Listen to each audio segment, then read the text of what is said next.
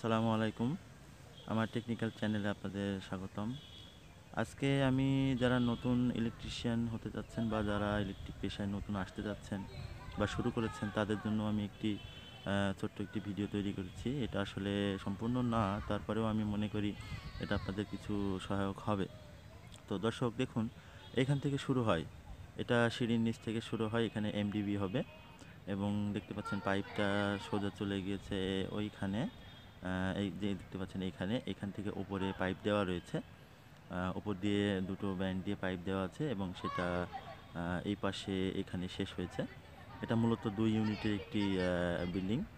তো আপাতত একটি ইউনিট সারানো হচ্ছে, তাই দেখছেন এই দিক দিয়ে পাইপটা ঢুকছে এবং পাইপটা ঢুকে দেখতে পাচ্ছেন এই দিক দিয়ে বের হয়ে ডাইনিং স্পেসে ঢুকছে। তো এটা মূলত 2টা বেডরুম এবং একটি ডাইনিং, একটি কিচেন, দুটো বাথরুম সম্বলিত একটি ইউনিট এবং 3টা বারান্দাও রয়েছে। তো এটা ডাইনিং স্পেস। আর এই যে পাইপ দেখতে পাচ্ছেন, এটা ডাইনিং স্পেসের যে ছাদ থেকে যে পাইপগুলো নামছে সেটা এখানে সুইচ বোর্ড হবে। আর ওইখানে হবে ডিবি বক্স, এসডিবি। আর এই বারান্দায় লাইন ঢুকছে ওই পাশ দিয়ে।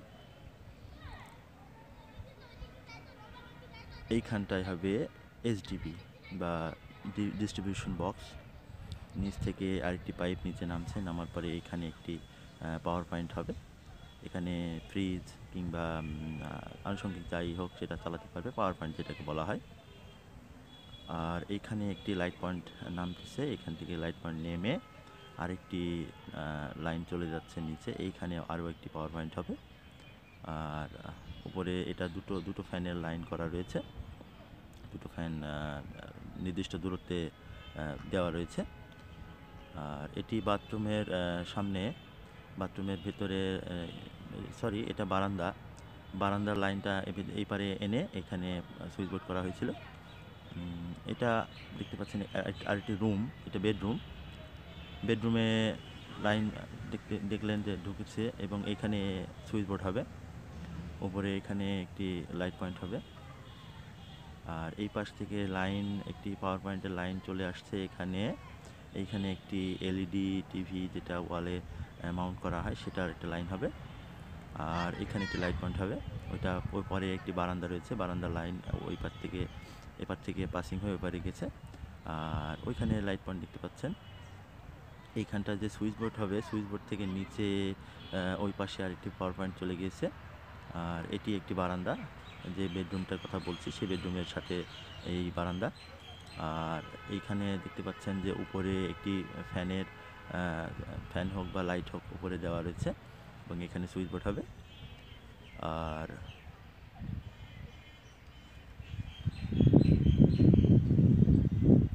পাওয়ার পয়েন্ট মূলত প্রতিটা রুমে 2টো বা 3টে বাড়িওয়ালার চাহিদা মোতাবেক দেওয়া হয়। এটা রান্নাঘরের ভেতরটা একটু দেখুন। ভেতরে এই যে দেখতে পাচ্ছেন, এখানে একটি লাইট পয়েন্ট থেকে ওই পাশে চলে গেছে, ফ্রিজের লাইন নিচে নামছে, ফ্রিজের নিচে গেছে। তো আর এটা হচ্ছে রান্নার যে সমস্ত হোম অ্যাপ্লায়েন্স বা যেগুলো ব্যবহৃত হয় সেগুলোর পয়েন্ট এখানে হবে। আর এইখানটাতে নেমে ওইখানে সুইচ বোর্ড হবে। উপরে এইখানটায় একটি লাইট দিলে দেওয়া যাবে, পাইপ দেওয়া হয়েছে তাই।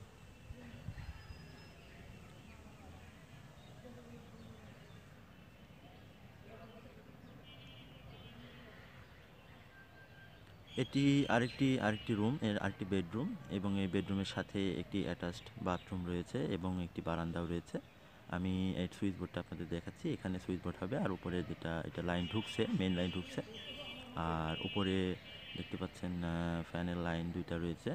প্রতিটা রুমে অবশ্য 2টা করে ফ্যানের লাইন দেওয়া রয়েছে, এটা বাড়িওয়ালার চাহিদা ছিল।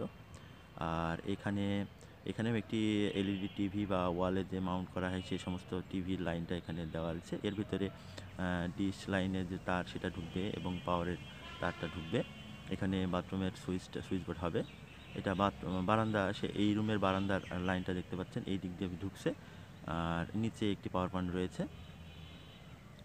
হ্যাঁ, এখানে একটি পাওয়ার পয়েন্ট হবে বেডের পাশে। এটাও বাড়িওয়ালার চাহিদা। আসলে আমরা কাজ করার সময় বাড়িওয়ালার কাছ থেকে আমরা সব কিছু জেনে নিই, তাদের চাহিদাটা কেমন, কোথায় কি নেবেন, এমন একটা শুনে নিয়ে তারপরে কাজ করি। তা বাদেও আমাদের একটি নকশা থাকে, সেই নকশা অনুসারেও কাজ হয়। কিন্তু বাড়িওয়ালার চাহিদাটাকে আমরা প্রাধান্য দিয়ে থাকি বেশি। কারণ ওনার বাড়ি, উনি বসবাস করবেন, সেক্ষেত্রে ওনার সুবিধাটা আমাকে আগে দেখতে হবে। এটা বাথরুমের ভেতরের অংশ, এখানে একটি লাইট ঢুকছে, বাথরুমের ভিতরে লাইট। আর উপর দিয়ে একটি পাইপ দেওয়া আছে, সেটা দিয়ে যদি তারা ওয়াটার হিটার বা গিজার লাগায়, তো সেক্ষেত্রে সেই লাইনটা উপরে যাবে। আর এইখানটা যেটা দেখছেন পাশের একটি ইউনিট, পাশের ইউনিটটি এখনও কমপ্লিট হয়নি। এটি তার বাড়িওয়ালার পরে কমপ্লিট করবে, এমন একটি কথা আমরা জানতে পেরেছি। তো আপাতত একটি ইউনিট তিনি কমপ্লিট করবেন বসবাস করার জন্য। এই দেখতে পাচ্ছেন, এটা হচ্ছে আনকমপ্লিট, যেটা পাশে ইউনিট রয়েছে সেটি। আর দর্শক, আজকে এই পর্যন্তই। তবে আমি আজকে যেটুকু আপনাদের দেখালাম সেটা আসলে পুরোপুরি পর্যাপ্ত আপনাদের জন্য নয়। তবে আমি সব কিছু ডিটেলস নিয়ে আপনাদের সামনে আবার আসবো, আবার একটি নতুন কোনো ভিডিও নিয়ে। তবে সেই পর্যন্ত আপনাদের আমাকে সাপোর্ট করতে হবে, আমার চ্যানেলটি সাবস্ক্রাইব করে রাখতে হবে, আমার ভিডিওতে একটি লাইক দেবেন, একটি কমেন্ট করবেন যদি প্রশ্ন কোনো থাকে। তবে যদিও আমি আসলে নতুন একজন লোক বলতে পারেন, আমার খুব বেশি দিন হলো না এই লাইনে আসা। হয়তোবা কোনো ভুলভ্রান্তি বলতে পারি, বা কোনো অভিজ্ঞ ভাই যদি আমার ভিডিওটি দেখে থাকেন, কোনো ভুল বলে থাকলে অবশ্যই ক্ষমাসুন্দর দৃষ্টিতে দেখবেন। আর এই পর্যন্ত আজকে, আসসালামু আলাইকুম।